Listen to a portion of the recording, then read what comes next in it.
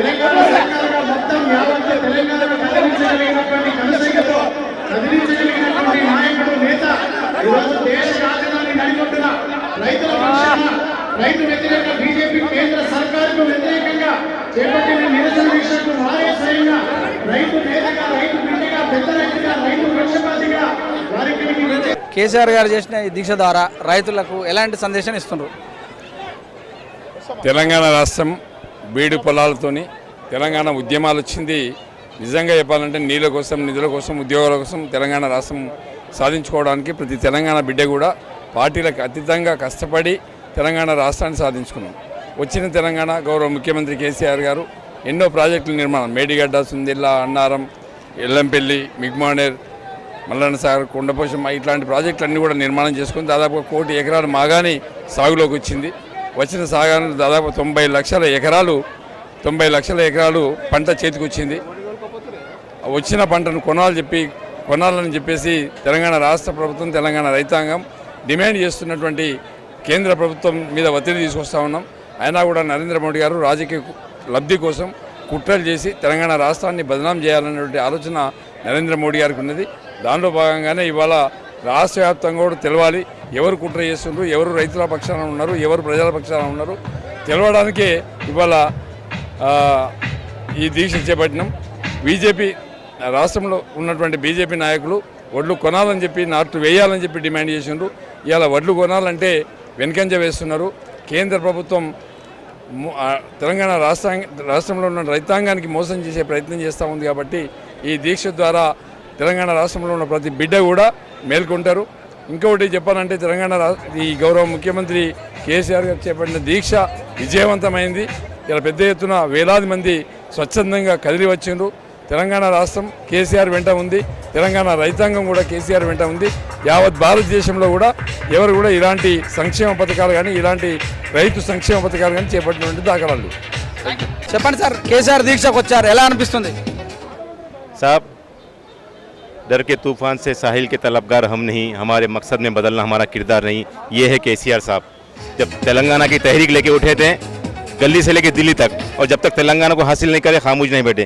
फिर ये एक नई तहरीक है जो किसानों के लिए है, और किसानों के हक़ को जो है किसानों को हक़ दिलाकर ही खामोश बैठेंगे, चुप बैठेंगे। क्योंकि आज का धरना बहुत बड़ा महाधरना था जिसमें तमाम సో సతవర్తి రాథోడ్ మినిస్టర్ గారు కూడా మరి ఈరోజు దీక్షలో పాల్గొన్నారు, కేసీఆర్ ప్రసంగించారు. చెప్పండి మేడం, ఈ దీక్ష ద్వారా రైతులకు ఎలాంటి ధైర్యాన్ని ఇస్తారు?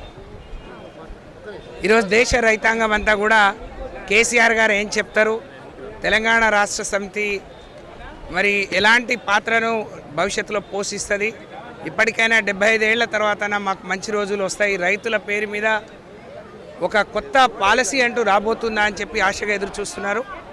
కేసీఆర్ గారు చాలా గట్టికుడు. మరి గతంలో ఆ రోజు 70 ఏళ్లలో 60 ఏళ్ల తెలంగాణ పోరాటానికి మరి అంతిమంగా తెలంగాణ సాధించడానికి ఎన్ని వ్యూహాలు వారు పన్నారో, ఏ విధంగా తెలంగాణ సాధించుకున్నారో కేసీఆర్ గారికి తెలిసినంత ఇంకెవరికి తెలియదు. కాబట్టి దేశవ్యాప్తంగా రైతులను ఏకం చేసి కేంద్ర ప్రభుత్వం మెడలు వంచి రైతులకు ఒక నిర్దిష్టమైన పాలసీ తీసుకొచ్చే క్రమంలో మరి తప్పకుండా విజయం సాధిస్తారని చెప్పి నేను భావిస్తూ ఉన్నాను. దానికి మా నాయకుడు నాయకత్వం వహించడం, తెలంగాణ రైతాంగం కష్టం ద్వారా దేశ రైతాంగ కష్టాలు తీరే రోజు రానుందని చెప్పి ఆశగా ఎదురు చూస్తూ ఉన్నాం. సో ధర్నాలు చేశారు, జాతీయ రహదారులు దిగ్బంధం చేశారు, మరి ఈరోజు ఢిల్లీ దాకా కూడా వచ్చారు. రైతుల స్పందన ఎలా ఉంది ఈ సమయంలో? చాలా బ్రహ్మాండంగా రైతులందరూ ఆశగా ఎదురు చూస్తున్నారు. కేసీఆర్ గారు కేంద్రానికి 24 గంటల టైంని ఇచ్చారు. 24 గంటల్లో ప్రధాని కేంద్ర ప్రభుత్వం స్పందించి నిర్ణయం తీసుకోకపోతే మరి భవిష్యత్తులో జరిగే ఉద్యమానికి వారే మరి ఆజ్యం పోసినట్టు అవుతుంది. కాబట్టి వాళ్ళు మరి అర్థం చేసుకుంటారు రైతుల కష్టాలు అని అనుకుంటున్నాం. లేని పక్షంలో ముఖ్యమంత్రి గారు మరి రైతులను నేను వదులుకోను, నేను గంగలో తోయను, నా రైతు బిడ్డలు నేను బ్రహ్మాండంగా ఆదుకుంటా అని చెప్పారు. కాబట్టి రైతులందరూ 24 గంటలు ఆశగా ఎదురు చూస్తున్నారు మరి అని చెప్పి నేను భావిస్తా ఉన్నాను. సో మేము కొనమనే చెప్పామని అంటే పార్లమెంట్లో పీయూష్ గోయల్ కూడా చెప్పారు. అయినా కానీ ధర్నాలు ఎందుకు చేస్తున్నారు, మేము ఓన్లీ ఒడ్లు కాదు బియ్యం మాత్రం కొంటామని కూడా చెప్పారు. పీయూష్ గోయల్కు తలకాయ లేకుంటే మనం ఏం చేయలేమండి. ఆయన అన్నట్టు అర్థం కాకపోతే అంటే అర్థం కాని ఆయనకు మీరు పంజాబ్లో, గుజరాత్లో, హర్యానాలో ఒడ్లు కొని ఇక్కడ ఎందుకు బియ్యం కొంటారు? తెలంగాణ ప్రజలకు మరి నూకలు తినడం అలవాటు చేయండి అని మాట్లాడటం బీజేపీకి, కేంద్ర ప్రభుత్వానికి నూకలు చెల్లినాయని నేను భావిస్తూ ఉన్నాను. Thank you. కూడా మాజీ కార్పొరేటర్ మిత్రకృష్ణ గారు కూడా ప్రస్తుతం మరి ఢిల్లీలో చేసినటువంటి కేసీఆర్ నిరసన దీక్షలో పాల్గొన్నారు. ఎలా అనిపిస్తుంది? చాలామంది మీ ఎమ్మెల్యేలు, మీ ఎంపీలు, మీ మినిస్టర్స్ చూసినట్టయితే FDCI చైర్మన్లు అందరూ కూడా, మేయర్లు కూడా వచ్చారు. ఎలా అనిపిస్తుంది? దీక్ష సక్సెస్ అయినా? 100% సక్సెస్. ఇది కేంద్ర ప్రభుత్వానికి చెంపదెబ్బ కొట్టినట్టు. ఎందుకంటే రైతులు లేనిది దేశం లేదు, రైతులు లేనిది ఇది సమాజం లేదు. ఇలాంటి రైతులకే అన్యాయం చేస్తుంటే రైతులు ఈరోజు వారి యొక్క ఆక్రోశాన్ని మరి మా ప్రియతమ ముఖ్యమంత్రి వర్యులు పూర్తిగా అవగాహనతో ఈరోజు ఈ కేంద్ర ప్రభుత్వానికి సరి అయిన గుణపాఠం చెప్పాలి అన్నట్టు ఆలోచనతోనే ఈరోజు ఢిల్లీలో నిరసన ప్రదర్శన చేపట్టడం జరిగింది. ఇది కేవలం ఆరంభము. ఇది ఇంతట్లోనే కేంద్ర ప్రభుత్వం దిగివచ్చి రైతులకు ఆదుకొని ఏవైతే పండించిన పంట దానికి సరి అయిన ధరలు ఇచ్చి కొనుక్కొని అయితే ఈ యొక్క ఇంతతో ఇది సమాప్తమైతే లేని ఎడల దీని యొక్క పరిణామం భారతదేశం అంతా ఇంతకుముందే తిలక్ కారత్ గారు చెప్పారు. ఇది ఒక రాష్ట్ర సమస్య కాదు. 2 రాష్ట్రాలకు న్యాయం చేసి మిగతా రాష్ట్రాలకు అన్యాయం చేయడము, ఎవరైనా వారికి కేంద్ర ప్రభుత్వానికి వ్యతిరేకం చేస్తే ఈడీల ద్వారా, ట్యాక్స్ ద్వారా రకరకాల వారికి టార్చర్ చేయడము, ఇది కేంద్ర ప్రభుత్వం ఆడుతున్నటువంటి ఇది ఒక అవినీతి, అధర్మానికి సంబంధించిన సంఖ్యలు. దీనికి రాష్ట్ర ప్రభుత్వం తరఫున ప్రతి రైతు, ప్రతి టీఆర్ఎస్ కార్యకర్త రైతుల పక్షాన ఉండి రాష్ట్రమే కాదు దేశంలో కూడా రైతుల గురించి పోరాడడానికి సిద్ధం ఉన్నాం. జై తెలంగాణ, జై కేసీఆర్. ఈరోజు తెలంగాణ ప్రభుత్వం తలపెట్టిన రైతు దీక్ష, రైతు నిరసన దీక్షకు అశేషంగా తరలివచ్చిన తెలంగాణ ప్రజానికానికి, అదేవిధంగా మంత్రులకు, ఎమ్మెల్యేలకు, ఎంపీలకు అందరికీ కూడా ధన్యవాదాలు తెలియజేస్తూ, ఈరోజు ఎద్దేడ్చిన వ్యవసాయం, రైతేడ్చిన రాజ్యం బాగుపడ్డట్టుగా చరిత్రలో లేదు. కానీ ఈరోజు మోడీ గారి ప్రభుత్వంలో, కేంద్ర ప్రభుత్వంలో ఈరోజు రైతులకు వ్యతిరేక చట్టాలను తీసుకొస్తూ రైతులని నడ్డి విడిచే కార్యక్రమాలు చేస్తూ ఉన్న మోడీ ప్రభుత్వాన్ని హెచ్చరిస్తూ ఉన్నాం. తెలంగాణ ముఖ్యమంత్రి గారు ఈరోజు సభ పెట్టి, అదేవిధంగా షికాయత్ గారు అందరూ కూడా రైతు నాయకులు వచ్చి ఈరోజు సభ పెట్టి హెచ్చరించారు. ఏమనంటే ఈరోజు రైతులు పండించిన యాసంగిలో రైతు పండించిన వరిధాన్యాన్ని కొనుగోలు చేసి ఈ రైతుల కష్టాల్ని తీర్చాలని తెలియజేశారు. ఇప్పటికైనా కేంద్ర ప్రభుత్వం ఏదైతే నిర్ణయాలు తీసుకుందో ఆ నిర్ణయాల్ని కూడా వెనక్కి తీసుకొని పీయూష్ గోయల్ గారు వెంటనే రైతులు పండించిన, తెలంగాణలో రైతులు పండించిన ధాన్యాన్ని కొనుగోలు చేయాలని డిమాండ్ చేస్తూ ఉన్నాం. జై తెలంగాణ, జై కేసీఆర్. మీ యాదాద్రి పాల్గొన్నారు, మినిస్టర్స్ కూడా అందరూ వచ్చారు కదా, సో ఎలా అనిపిస్తుంది?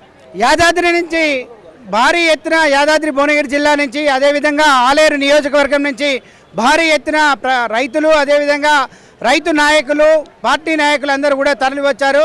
మాకు చాలా సంతోషంగా ఉంది. ఎక్కడ ఢిల్లీ, ఎక్కడ తెలంగాణ, కానీ తెలంగాణకు ఎన్నో వ్యయ ప్రయాసాలకు ఓర్చి తెలంగాణకు వచ్చి ఈరోజు ధర్నాలో పాల్గొన్న వారందరికీ కూడా, మా యాదాద్రి భువనగిరి జిల్లా వారందరూ కూడా ధన్యవాదాలు తెలియజేస్తా ఉన్నాను. సో సాయిచంద్ గారు, మరి కేసీఆర్ గారు పాల్గొన్నటువంటి నిరసన దీక్షలో పాల్గొన్నారు. మరి ఇక్కడ ఉన్నటువంటి మంచి పాటలు పాడి వచ్చినటువంటి నిరసన దీక్షలో పాల్గొన్న ఎమ్మెల్యేలు కావచ్చు, ఎంపీలు కావచ్చు, మినిస్టర్లు అందరినీ కూడా ఉత్సాహభరితంగా భరించి మరి రైతులకు గురించి పాడినటువంటి సందర్భం మనం చూస్తున్నాం. చెప్పండి సార్.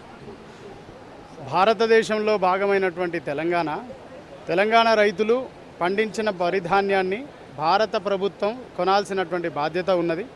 కాబట్టి ఈ భారత ప్రభుత్వం ప్రజాస్వామ్య విలువల్ని పక్కన పెట్టి, రాజ్యాంగబద్ధమైనటువంటి హక్కుల్ని పక్కన పెట్టి తెలంగాణ రైతుల మీద కక్షపూరితమైనటువంటి వ్యవహార శైలిని నిరసిస్తూ ఈరోజు ఢిల్లీ వేదిక మీద తెలంగాణ రాష్ట్ర సమితి అండ్ మా ముఖ్యమంత్రి కేసీఆర్ గారి నాయకత్వంలో ఈరోజు వేలాది మందిగా రైతుల పక్షాన వచ్చి రైతుల ధాన్యాన్ని కొనాల్సిందే, తెలంగాణ రైతుల యాసంగంలో పండినటువంటి యాసంగి పంటను కొనాల్సిందే, పంజాబ్లో కొన్న విధంగానే తెలంగాణలో కూడా ప్రొక్యూర్మెంట్ జరగాల్సిందే. మీరు గుజరాత్కు ఒక్కరే ప్రధానమంత్రి కాదు, మొత్తం యావత్తు భారతదేశానికి ముఖ్యమంత్రి, మా ప్రధానమంత్రి కనుక మా తెలంగాణ ప్రాంత రైతుల మీద కూడా మీరు నిష్పక్షపాతంగా వారు పండించినటువంటి పంటను కొనాల్సిందే. రైతుల పట్ల మీరు వ్యవహరిస్తున్నటువంటి శైలిని మేము నిరసిస్తూ వాళ్ళ తెలంగాణ మొత్తం యావత్తు తెలంగాణ బిడ్డలంతా రైతుల పక్షాన ఢిల్లీ వేదికగా ధర్నా నిర్వహించడం జరిగింది. ధర్నాకి మా ముఖ్యమంత్రి గారు, మా రైతు నాయకుడు, మా రైతు బంధుని ఇస్తున్నటువంటి కేసీఆర్ గారి నాయకత్వంలో ఇవాళ తెలంగాణ రైతుల పక్షాన నిరసన చేపట్టినాం. ఇది ఆరంభం మాత్రమే, అంతం కాదు. తెలంగాణ పట్ల బీజేపీ సర్కార్కి, కేంద్ర సర్కార్కు ఉన్నటువంటి ఈ అభిప్రాయం మారే వరకు, రైతులకు న్యాయం జరిగే వరకు, దీని ప్రతిఫలాలు అందే వరకు భారత స్వతంత్రం కోసం, తెలంగాణ రాష్ట్రం కోసం ఎట్లయితే ఉద్యమించినామో, ఈ ఉద్యమాలకు కొత్త కాదు ఈ తెలంగాణ గులాబీ జెండా. ఈ ఉద్యమాలను నిర్మించింది తెలంగాణ కాబట్టి తెలంగాణ రైతుల పక్షాన కంఠంలో ప్రాణం ఉన్నంత వరకు కొట్లాడటానికి మా నాయకుడు కేసీఆర్ గారి నాయకత్వంలో కార్యకర్తలుగా, కళాకారులుగా, నాయకులుగా, తెలంగాణ భూమిపుత్రులుగా మేము ఎప్పుడు ఎల్లప్పుడూ కూడా సిద్ధంగా ఉంటాం. మా రైతులకు న్యాయం జరిగే వరకు, చివరి శ్వాస వరకు పోరాడతాం. కాబట్టి ఆ పోరాటాన్ని మా ముఖ్యమంత్రి గారు ఈరోజు ఢిల్లీ వేదిక మీద ప్రారంభించింది. ఇది కొనసాగుతుంది, ఇది ఆరంభం మాత్రమే. మరి కేంద్ర ప్రభుత్వం, రాష్ట్ర ప్రభుత్వాలు వరి మరి మీరు కొనాలని జరుగుతున్న యుద్ధంలో మరి ఏప్రిల్ 4 నుంచి కూడా రాష్ట్రంలో మరి మండలాలలో కావచ్చు, జాతీయ స్థాయిలో రహదారుల నిర్బంధం కావచ్చు. ఈరోజు మరి ఢిల్లీలో కేసీఆర్ గారు నిరసన దీక్ష చేశారు. ఈ కార్యక్రమానికి ఎమ్మెల్యేలు, చైర్మన్లు, మరి మేయర్లు, మినిస్టర్స్ అందరూ కూడా వచ్చారు. ప్రస్తుతం మాతో tourism development chairman Uppala Srinivas Gupta గారు ఉన్నారు. సార్, మొత్తం మీద టీఆర్ఎస్ బంధం అంతా కూడా ఇక్కడికి వచ్చింది. ఈ దీక్ష ద్వారా మరి రైతులకు ఎలాంటి దిశానిర్దేశం చేయబోయారు? ఇవాళ గత 10 రోజుల నుంచి కేటీఆర్ గారి, కేసీఆర్ గారి పిలుపు మేరకు ప్రతి ఒక్క గ్రామ స్థాయి నుంచి ప్రతి ఒక్క టీఆర్ఎస్ పార్టీ కార్యకర్త కావచ్చు, ప్రతి ఒక్క రైతు కావచ్చు, ఇలా ఢిల్లీ దద్దరిల్లే విధంగా, మోడీ పీఠం కదిలే విధంగా ఇలా తెలంగాణ రాష్ట్రంలో ఉన్న రాజకీయ నాయకులందరూ కలిసి ఇలా మంత్రులు కావచ్చు, ఎంపీలు కావచ్చు, ఎమ్మెల్సీలు, ఎమ్మెల్యేలు, కార్పొరేషన్ చైర్మన్లు, డీసీసీఎం అధ్యక్షులు, కౌన్సిలర్లు అందరూ కలిసి ఇలా ఒక ఉద్యమంలాగా తెలంగాణ రాష్ట్రం కోసం అయితే 14 ఏళ్ళు పోరాటం చేసి సావు బతుకుల మధ్య తీసుకొచ్చిన తెలంగాణ ఈరోజు మరొక ఉద్యమాన్ని రైతుల కోసం కేసీఆర్ గారు చేస్తున్నందుకు ఇలా యావత్ తెలంగాణ ప్రజలు 4.5 కోట్ల మంది సంతోషంతో మేమున్నాం నీ ఎంబడి, నువ్వు ఢిల్లీ గద్దె తీస్తావా, మోడీని వ్యతిరేకంగా పోరాటం చేయి, మేమున్నాం నీ ఎంబడి అని చెప్పేసి ఇలా రైతులందరూ కూడా ఏకతాటిపై నడిపే విధంగా ఇలా ఉద్యమాన్ని ఇలా ఢిల్లీలో ప్రకటించడం జరిగింది. ఇలా యావత్తు తెలంగాణలో ఉన్న నాయకులందరూ కూడా వచ్చి ఇలా మేము సంఘీభావంగా మేమందరం ఉన్నామని చెప్పేసి ఇక్కడికి మేము రావడం జరిగింది.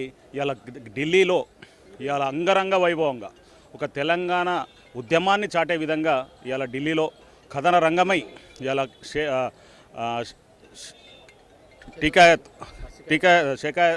నరేష్ టికాయత్ కూడా రాకేష్ టికాయత్ కూడా రావడం, ఇలా ఉద్యమాన్ని ఒక రైతులతోటి సపోర్ట్గా ఇలా దేశం మొత్తము 28 రాష్ట్రాలలో ఆయన సపోర్ట్ కూడా ఉన్నది కాబట్టి ఆయన సపోర్ట్ తోటి కూడా కేసీఆర్ నీ ఎంబడి నేను ఉన్నానని చెప్పేసి అతను కూడా చెప్పడం, ఇలా యావత్తు తెలంగాణ ప్రజలంతా కూడా సంతోషపడే విధంగా రైతులకు నేను ఉన్నానని చెప్పేసి ఒక అభయం ఇస్తూ కేసీఆర్ గారు ఢిల్లీ గద్దెను, ఢిల్లీ మోడీ నాయకత్వాన్ని మెడవంచి కొనిచ్చే విధంగా ఇవాళ మా పోరాటం ఉంటుందని చెప్పేసి వేదిక ద్వారా చెప్తున్నాం.